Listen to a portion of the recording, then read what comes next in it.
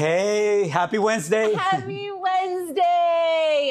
Okay, so we are like mid-March already. Oh, wow. Yeah, we're mid-March. Quarter's almost done.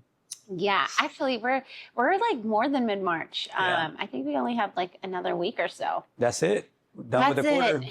So, what were your wins this week? Yeah, huge win. I got a call from one of my, just a realtor that I know. Mm-hmm. He was in a transaction. He's the listing agent. Mm-hmm. And the buyer was not performing, and they had already been in escrow for 30 days. Oh my gosh. Buyer was approved with a credit union.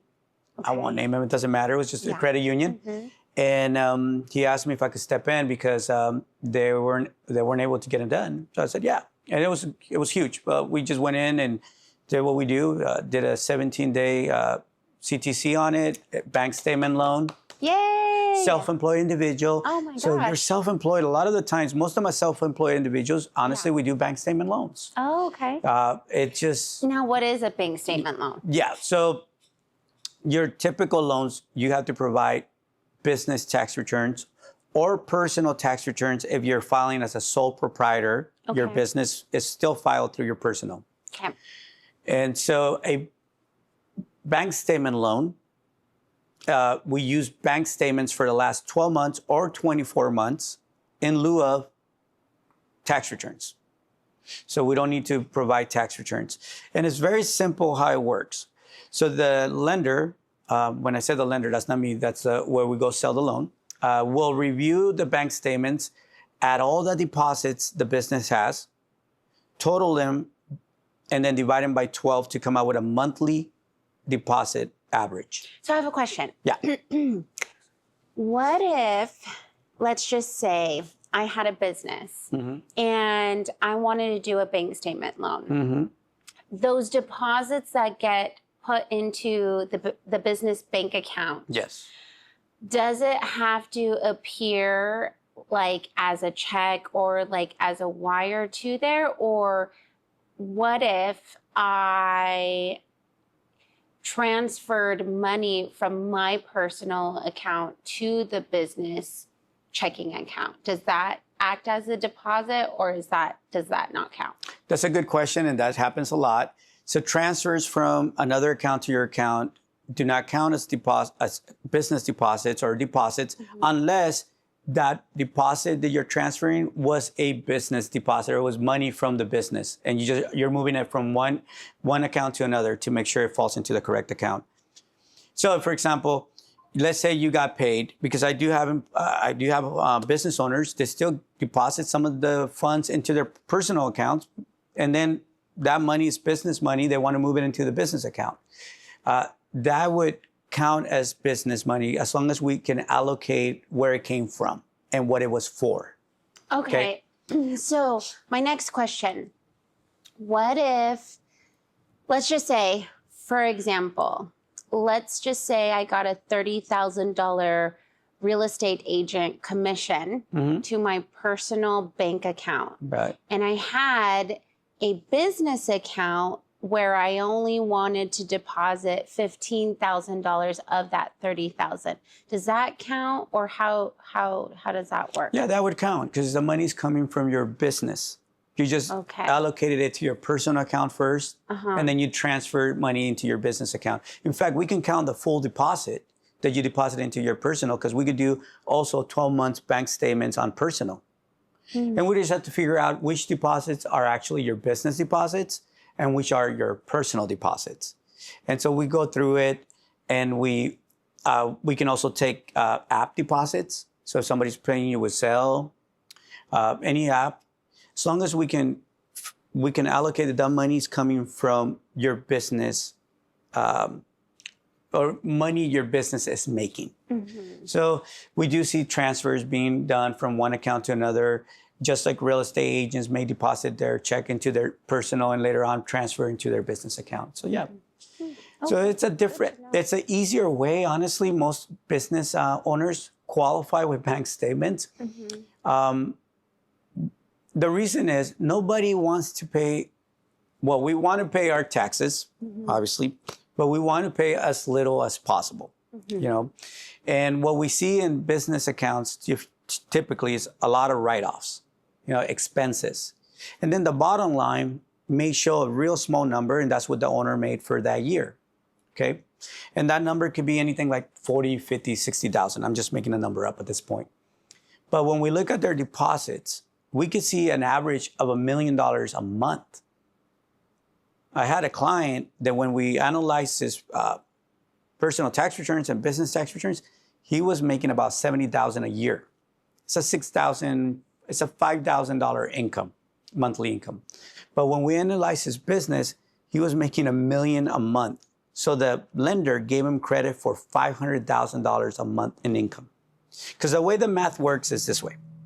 So whatever your deposits are for the month, or average monthly deposits, the lender will subtract 50%, and they would consider that business expenses. The other 50% would be considered your monthly income. So now he went from making $5,000 a month to $500,000 a month to qualify for the loan. I told him, hey, you want to buy a $20 million home in La Jolla? Let's go. Let's go. He's like, no, I'm happy with $1 million home. But, you know, that's how a bank statement loan can affect the numbers. Yeah. So, for example, this client that I was helping, that we're closing on, his monthly income was $30,000 a month. With the tax returns, it was $9,000 a month.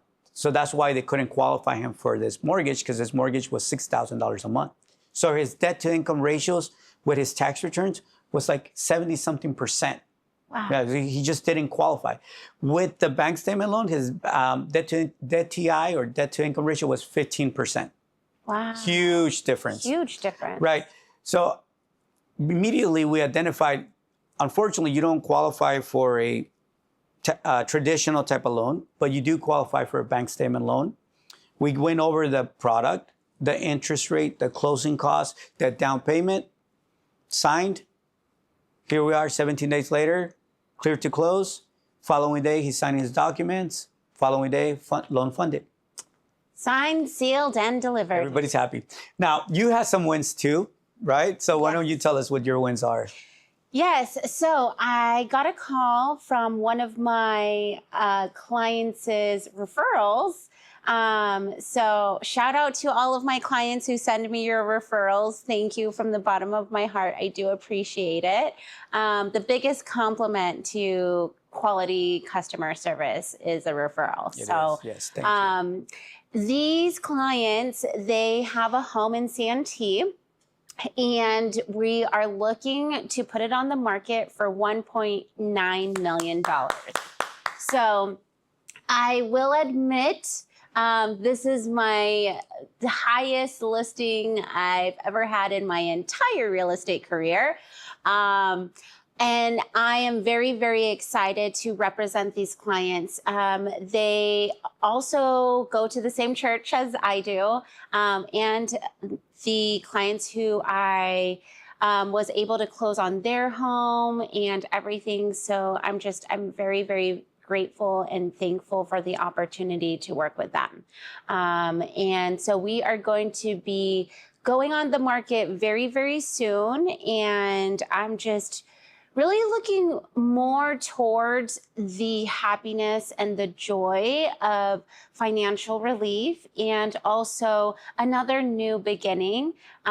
We are also going to be downsizing and moving them into a smaller home with your help and, you know, with all of the assistance and education you can provide us on what they qualify for, what a comfortable monthly mortgage would look like, how we can also tailor their needs based off of another asset that they currently own. I think it's really important when we work with our clients and we sit down with them that they actually know the value proposition that we have to bring to the table. So thank you also for coming with me to the listing appointment. I really think that that's a huge win for the week as well, because having to open doors to other people who are looking for a solution or looking for some type of relief, you know, in this day and age, there's a lot of chaos. And I think it's really important to surround yourself with the real estate professionals that are really going to help mitigate through the forest of uncertainty and actually bring you towards a breath of fresh air. And so that's my biggest win for the week. That's nicely put. Congratulations. That's a huge win.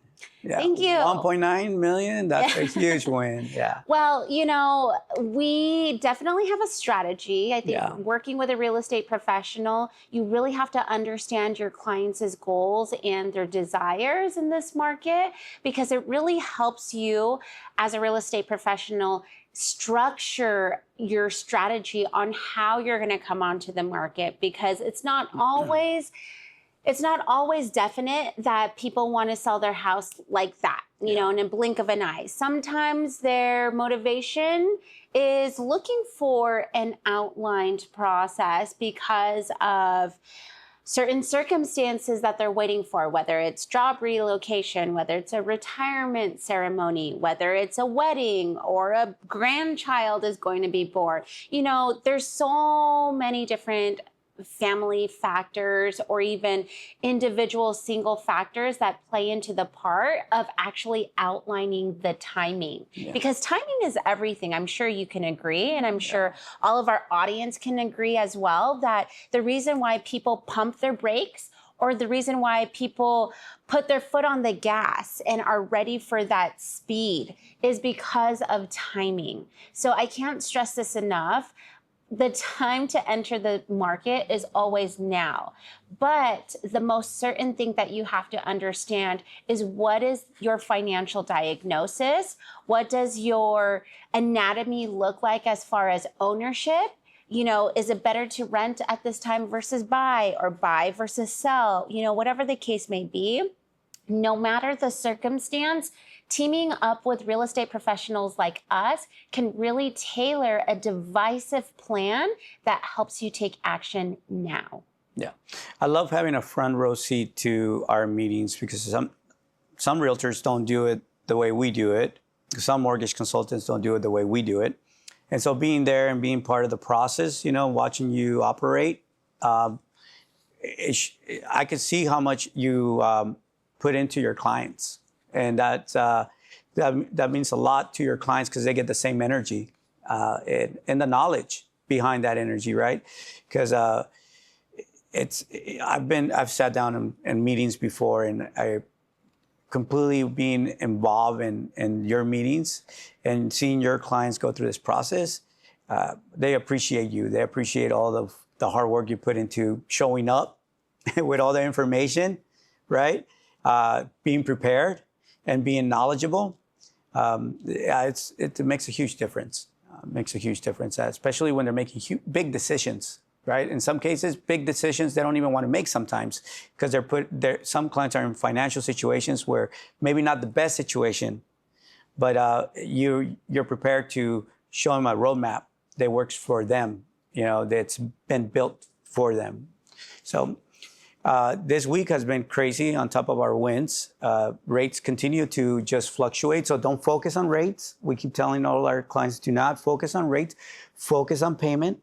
Focus if it makes sense for you financially and you can afford it financially, because rates are going to continue to either go up or down.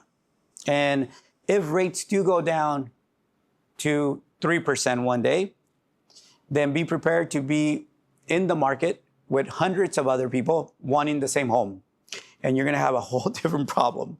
So just stay focused on, does the payment make sense for me? If it does make sense, okay, let's look at what that means as far as a home, and also what kind of strategies you want for this home. Is it 3 years, 5 years, or long term? So people that sit with us get all of that in one sitting. They just don't get pre-approved, but they get the 3-year, the 5-year, the future. We really want to help clients not just buy a home, but really make a wise investment, because a lot of our clients that buy that home, that's not their forever home, right? That's just the first home. And then there will be a second home and a third home. And we want to be part of that process, because we want to build a legacy with them. Absolutely, absolutely. And thank you also for sharing the bank statement loans. For our audience who is watching, who are business owners, I think this is also a really great opportunity to help them understand that in order to not be rate focused, understanding what your deposits look like on a monthly basis can really open your eyes to a bigger vision that you've never seen before. Yeah. And there's so many other programs out there, guys, that we can get into, but maybe in the future we need to talk about DSCR programs for investors. Absolutely. Rental-based approvals. Absolutely. So I'm excited for that. all right. Well, happy Wednesday, everybody. Thanks for watching. And if you haven't done so already, please like and subscribe. Bye, everyone.